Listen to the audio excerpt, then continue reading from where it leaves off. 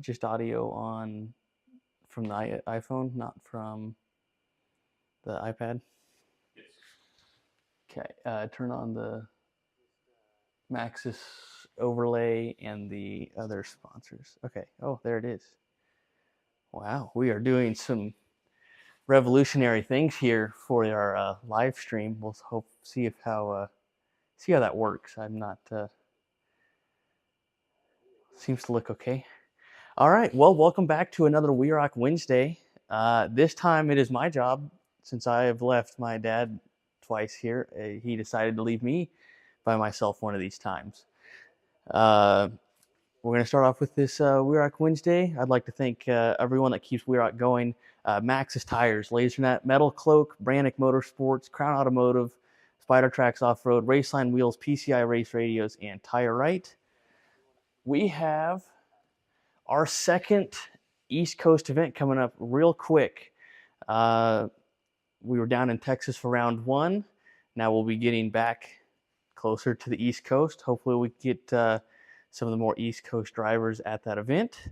It'll be at Good Evening Ranch in Canvas, West Virginia.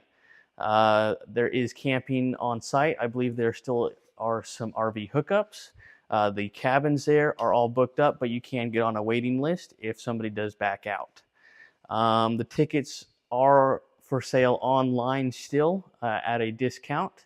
If you go to the WeRock website, you can still get those. The sale will be until, I believe, Friday night, and then you can also get tickets at the gate at Good Evening Ranch. Well, let's jump into some more of the news of Good Evening Ranch. I know in the competitors forum we had Leah. I think the Brassaninis ended up getting Leah Hockman to come out and do photography. I think she got really busy real quick, but if she does have time, you can ask her if she can take some pictures of your team. So thank you to She Crawls to making the trip for the event and doing some photography for the teams. Also, at the event, the first 40 kids to show up do get monster trucks courtesy of Barefoot Racing. So thank you to those guys for giving us those sweet little monster trucks to keep the. Hopefully, we get some of those kids more engaged and excited to come out. The Raceline wheels have been on sale all month. That deal is ending at the end of the month. So if you need to get some Raceline wheels, some beadlocks, trailer wheels, whatever you need,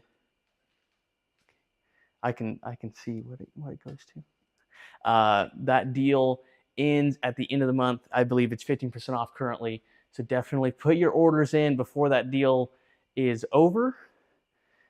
Make sure to get those coming. I know I run race lines pretty much on everything that we have here, from our trailer, the WeRock utility trailer, to the Bronco, and we've never had any issues with them.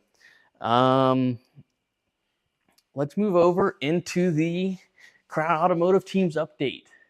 Well, let's look at who's all going to be coming to West Virginia. Just kind of trying to put a list together in my head, an unofficial list of who's all going to be there. I do know in the Unlimited class, coming from the West Coast, I do know we do have Michael Brassanini. He is hunting for a national championship right now with 2 wins from the Texas combined event and a 3rd place in Cedar City. He has a little bit of ground to make up, but going to the East Coast is a great way to get some more chances at the national championship. Because we're almost done with the West Coast Series. We have one more event in Goldendale, Washington, and that'll be it for the Western Series Championship. But we still have West Virginia, Tennessee, and Pennsylvania coming up in the East Coast Series. So it is just getting kicked off on the East Coast Series. So we're going to see some teams battling out for their East Coast Championship throughout the year now. I believe so. Michael Brassanini coming in to try and get some more points for the National Series. We will have Benner Motorsports. That team will be out, which I believe now consists of 3. We may even have a 4th electric vehicle coming out and competing. Danny Benner driving his Green Unlimited car. We may see Dean Benner in the new electric car. And then also Dale Stotler, part of the Benner Motorsports team, which is Eastern Series Championship from 2023. Let's see if we can hold on to that into the 2024 series, along with a rig in Sportsman A. The Benner Motorsports team will be coming out. They will from Pennsylvania and Ohio to West Virginia to put on a great show. I believe Dale Stotler took home the win last year in West Virginia, but it's going to be a lot of tough competition in the Unlimited class. Other big news for the teams is we have a rebranded team, Melchner Motorsports. They just announced that they are moving away from the big silver name into a Melchner Motorsport name. They will be coming down to West Virginia. There's a lot of experience on that coming down from West Virginia with Charlie Melchner and Little Charlie, both bringing an Unlimited car. So there's 2 more Unlimited cars in that team coming down to put on another good show at West Virginia. It'll be a lot of tight competition, and hopefully I can put together some good courses that'll really challenge everything. I know the Meltzner's Garage looks like a JHF factory with their 2 single seat, one personal 4-link car that Jesse had, and a 3-link car that little Charlie will be driving. So they're going to be coming down with a JHF car. I know we have Dale Stotler in a non-portal car that he shows that it's not that big, that you don't need portals to win, showing that in last year in the Eastern Series, taking home the championship. Also in a non-portal car is Danny Benner. That's also an older unlimited car.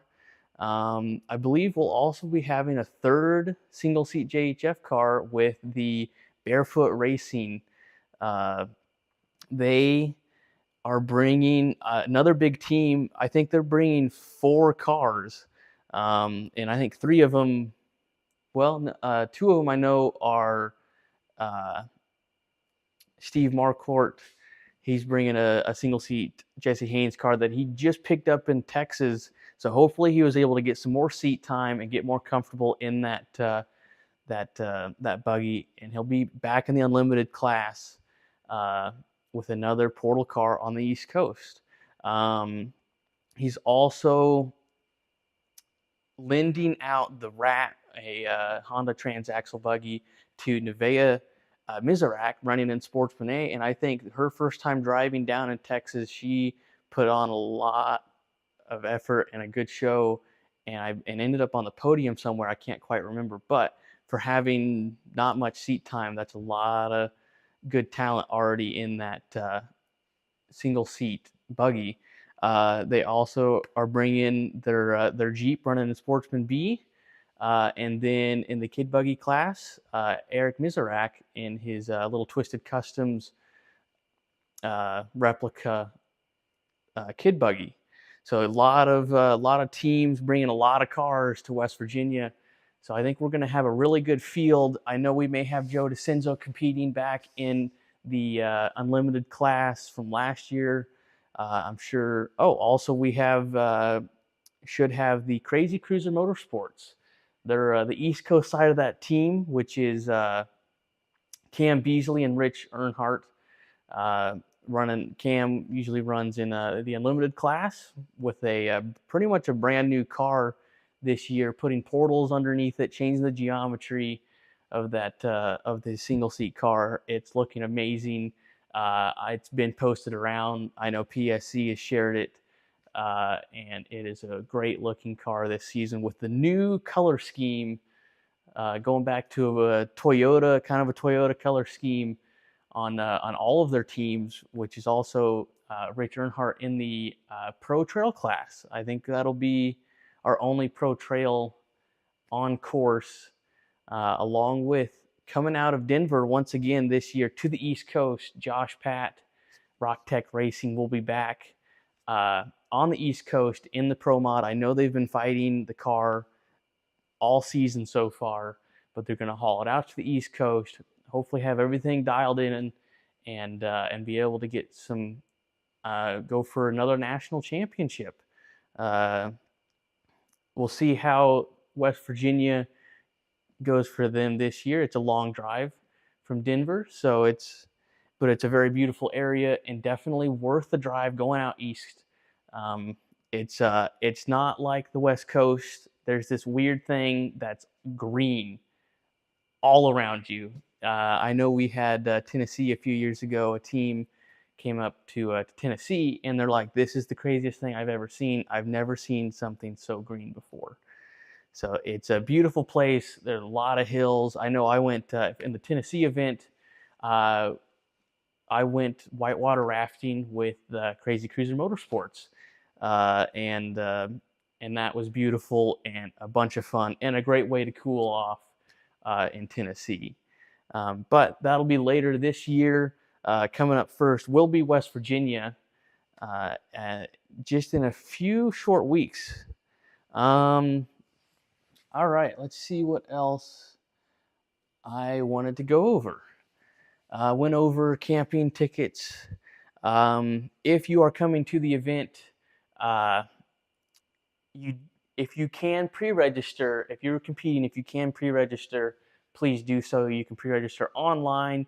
You do not have to pay online. You can mark that you will pay in person, but at least that gets us all of our information about your team and all the information that we have to sit down and take right there morning of or night of the event. Uh, we can already have that done, and you can just get signed up and good to go. Please make sure if you are going to be later than 8 a.m. Saturday morning, we have registration from 4 to 7 p.m. Friday night. Registration Saturday morning, if you are going to be late, will be open 7 to 8, and then anything past 8 p.m. or 8 a.m. Please call us, message us that you are going to be competing, so we know we know we can get you signed up. If you do not, and you just show up 9 o'clock for driver's meeting, and we didn't know you were coming, you will go first both days. For judging, if you are wanting to judge in the West Virginia event, we have T-shirts. We bring you lunch. You get entered in for the each event you judge, each day I believe you judge. You get entered in to a Raceline Wheels giveaway at the end of the season. All the judges that have judged with us this year will have a chance to win a set of Raceline wheels. So definitely come out and judge if you can. We also, from the West Coast, Logan Backus had started a tip jar for judges, for the competitors to chip in, make sure that, because the event won't happen without judges, and it's such a big help having judges, and it makes the day go so much smoother having a good amount of judges. So at the end of the event, Sunday, after we're done, if the judges come back up to the trailer, we will divvy up the judges' tip jar for that event. So if you come out and judge, again, free shirt, free lunch, entered for a chance to win Raceline wheels, and we'll also divvy up a tip jar throughout all the judges. And you get to have the best seat at the event. I know I wouldn't be able to really just sit around back behind the banner. I really enjoy being up close, watching what's going on. And if you want to be that person on the course watching, sign up to be a judge. Send us, if you are wanting to be a judge, send us an email if you want to send that to, I believe it's Jake at WeRockLive.com. He's in there. He's in the chat right now. Send him an email. That way we can get a list compiled of the judges that if you're coming to judge, and that also gets you into the event for free. We'll get you a pass to get in. I see we have Veronica in the chat with Barefoot Racing. She'll be driving in Sportsman B. That'll be exciting. She always puts on a good show on the Sportsman side. All right. Well, I'd like to go a little bit into some of the rules. We do a judges meeting at 8 a.m. If you are not familiar with the rules, it is a great time to show up to the judges meeting. I go over all the rules that the judges are looking at and everything that the judge is looking for to call you on. So if you're unsure, definitely show up 8 a.m., ask questions. It's a great way to help learn the rules and get familiar with what we're looking at.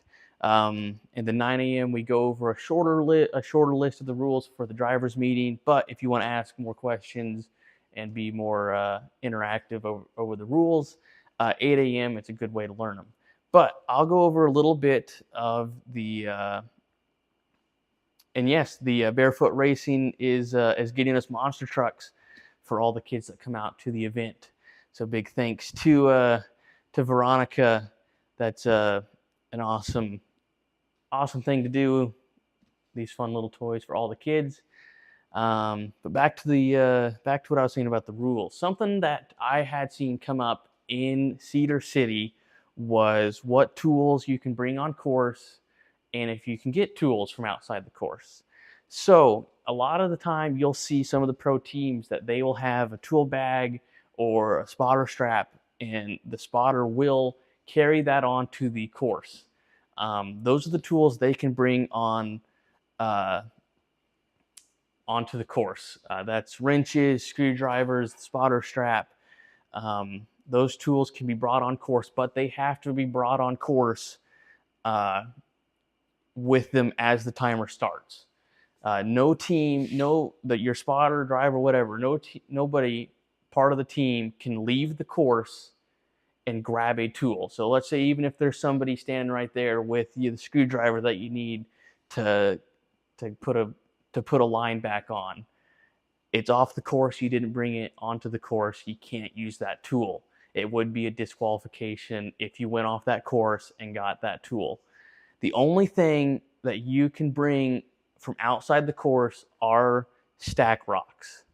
The rocks have to be carried from outside the course and not on a different course. So if there's a perfect rock sitting right next to you, but you're on A4 and it's on A3, you can't grab that rock. That rock belongs on A3. It is A3's course. They get to use that rock. But if that rock is up in the woods and it's a perfect stack rock or a log even to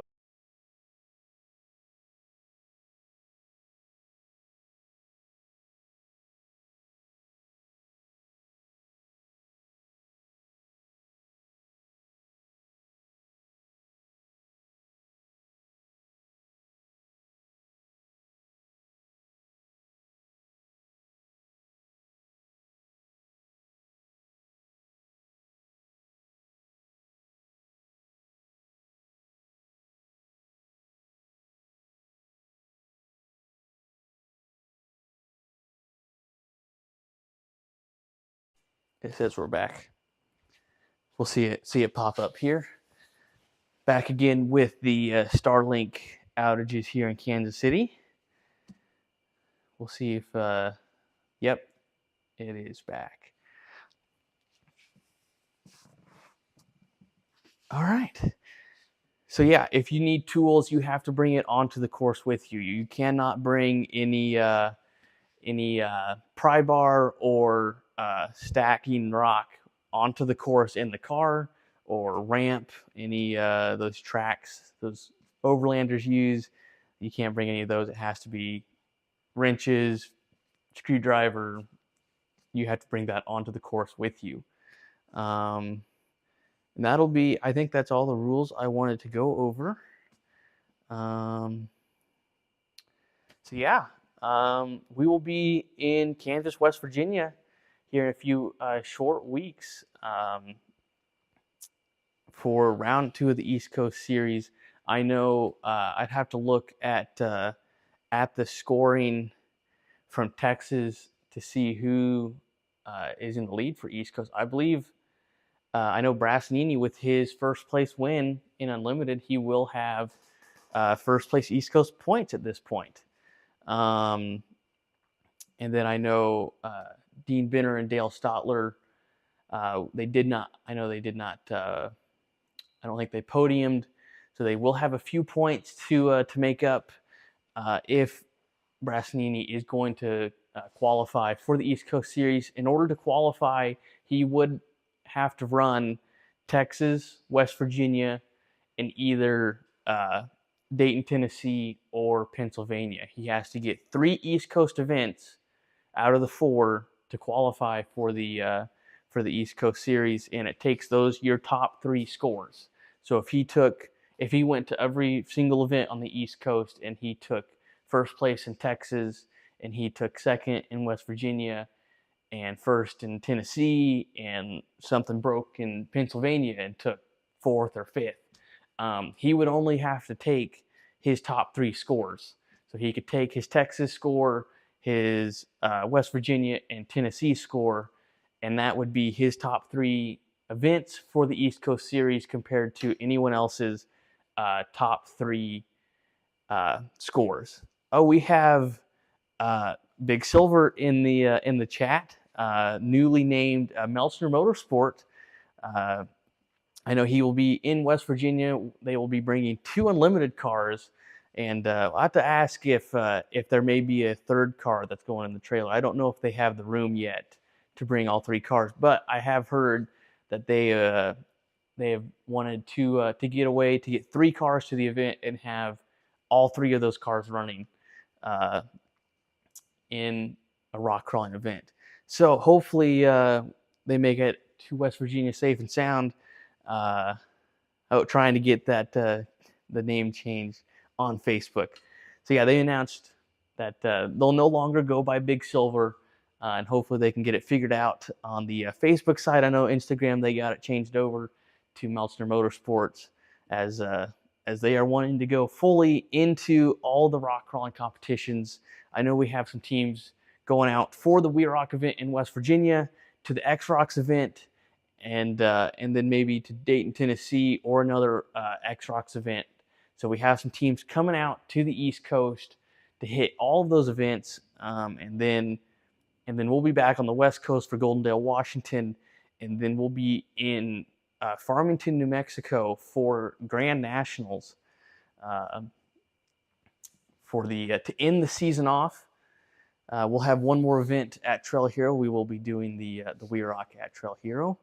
And that'll be our year this season. We still have quite a bit of events left on the East Coast Series, so there's a lot of time for those points to shake out, and we'll see who comes out on top of on the East Coast side.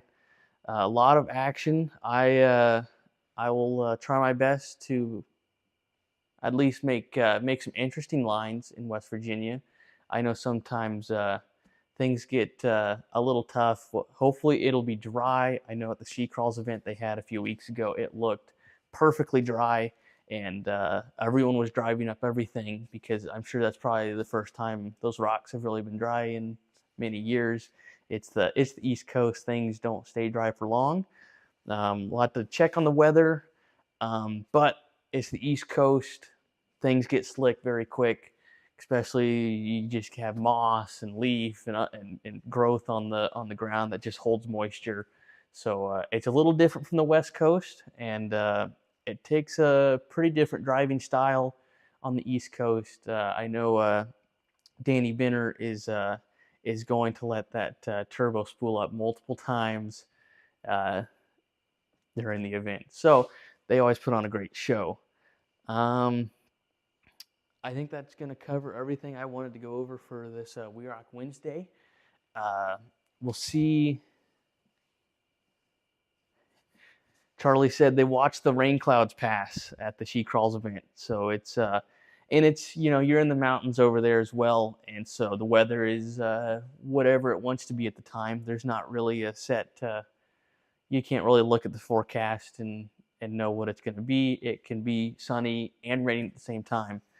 So hopefully the weather stays good and clear. Oh yeah, Jesse Haynes. He did post that I think it was a half marathon. I don't know if it was a full marathon. I can't remember, but he is out running a different kind of event and actually physically running, which is a little different than sitting in a Jesse Haynes car, I think. But hopefully that goes well for him, and he is able to finish that event. Veronica says, rain or shine, they will be ready to ride. That's a true East Coast team there. They are not afraid of the rain or mud, because it's a usual thing. So yeah, hopefully Jesse, that'll help him on the course too. Maybe he can take a turn spotting sometime and get some exercise. So good luck to Jesse Haynes in his marathon. Yeah, I think that'll be everything. Am I missing anything, Colby? I don't think so. So I think that's where I'm going to leave the WeRock Wednesday for this week. We will be back next Wednesday. Hopefully, we will have a very fun surprise for next week. We'll get that figured out how we're going to be running that stream, but it'll be something a little different, and we're excited to bring up a little different format to the WeRock Wednesdays. So definitely tune in next Wednesday, and we'll as we get closer to WeRock East Round 2 in Kansas, West Virginia. I'd like to thank everyone that keeps us going one more time here. Maxxis Tires, Laser Nut, Metal Cloak, Brannick Motorsports, Crown Automotive, Spider Tracks Off-Road, Raceline Wheels, PCI Race Radios, Tire Right. I know Lauren Healy just posted an amazing video going through some of the Spider Tracks axle shafts. Definitely check it out. Spider Tracks or Brannick. I believe the stub shafts are still in stock from Stan Hayes. So before those run out, whatever you need from Brannick, definitely order. Along with the Raceline wheels, the deal ends at the end of the month. So definitely don't miss out on your chance to save some extra cash buying some trailer wheels, beadlocks, whatever you need from Raceline. We will see you next week for WeRock Wednesday. You know how to turn it off? Hit the live.